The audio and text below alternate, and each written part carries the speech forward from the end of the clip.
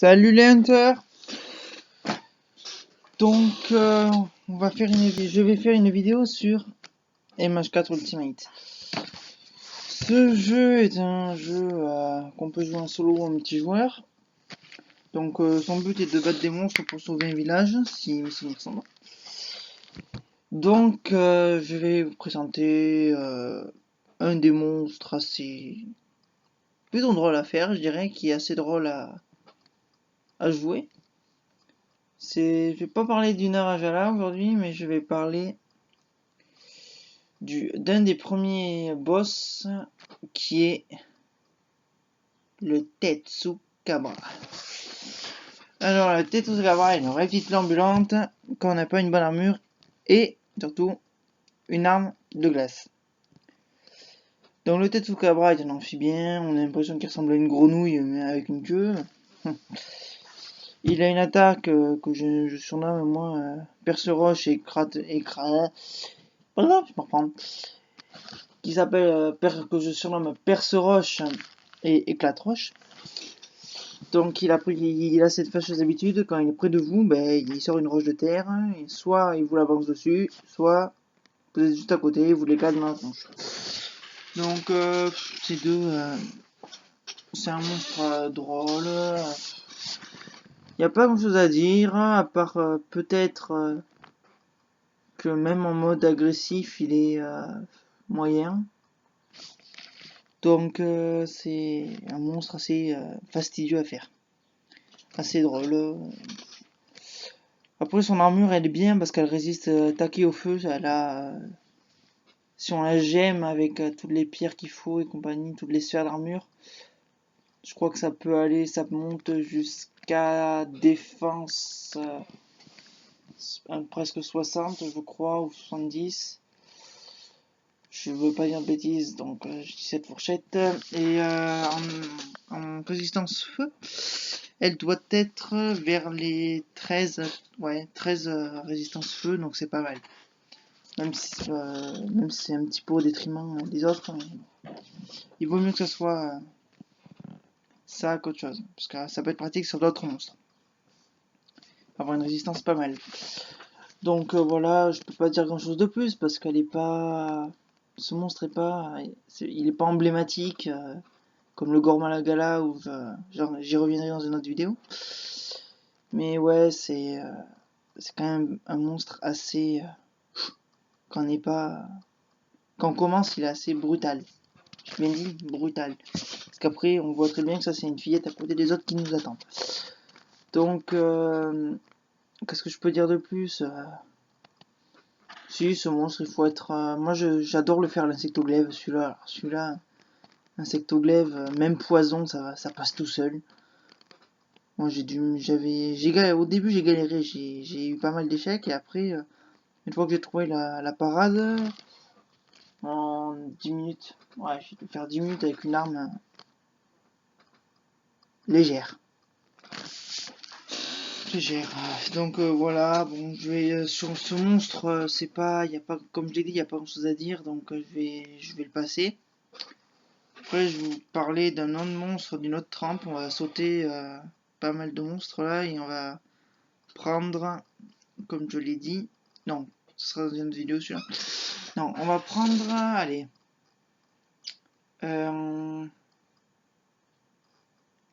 un monstre qui n'est pas, qui est de la grande salle, qu'on trouve aussi et que j'adore faire. C'est son nom, sa première quête, c'est observation de toile et c'est la Nircilia. Alors, la Nircilia, pour ceux qui sont allergiques aux araignées, c'est pas bon. Pourtant, moi je suis allergique aux araignées et c'est pas secret. Donc, la Nircilia est un arachnoïde, un optéron, qui a pris la fâcheuse habitude de tisser des toiles un peu partout. Donc, si je me souviens bien, vous la rencontrerez pour passer durant 3-4, je veux pas dire de bêtises, hein,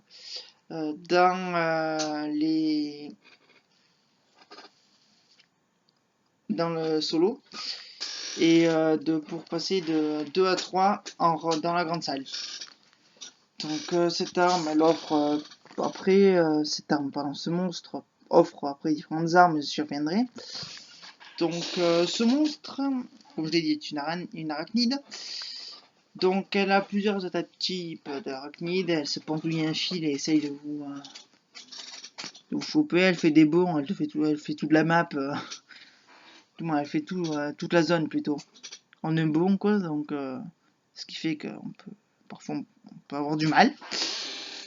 Après quand elle est énervée aussi, elle a ses mandibules, elle a des méga mandibules, là, elle les lèche d'une substance venimeuse et elle vous les referme dessus, donc ça vous empoisonne. Elles vont toujours avoir des antidotes à proximité ou des antidotes, n'importe quoi, flûte antidote, tout pour être tranquille.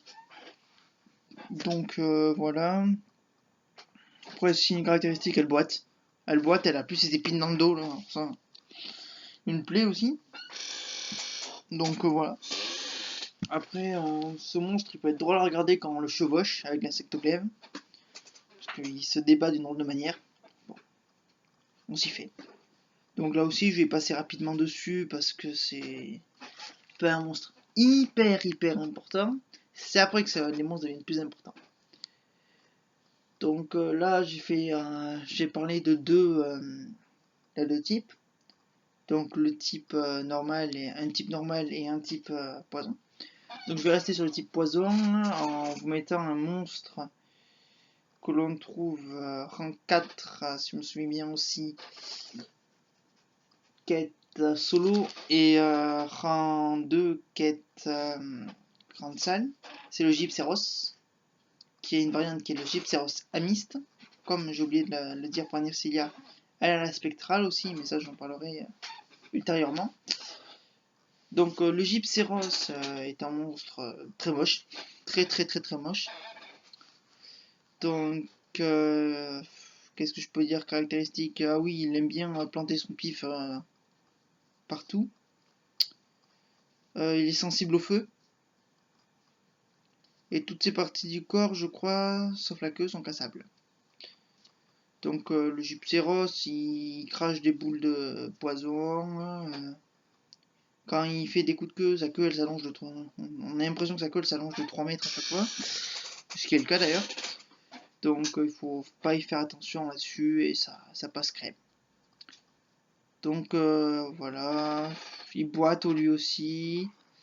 Et sa zone, la zone où il est censé mourir, est la zone que l'on trouve dans la map du vallon immergé, celle qui est tout en haut. Donc il y a, par exemple, on va dire que ça c'est la map. Il y a la première zone, il se trouve ici. Il y a pas une autre zone là, mais il se trouve là. Donc voilà. Donc mes chers hunters, je vous souhaite un bon hunting avec les monstres et bonne chasse dans Monster Hunter.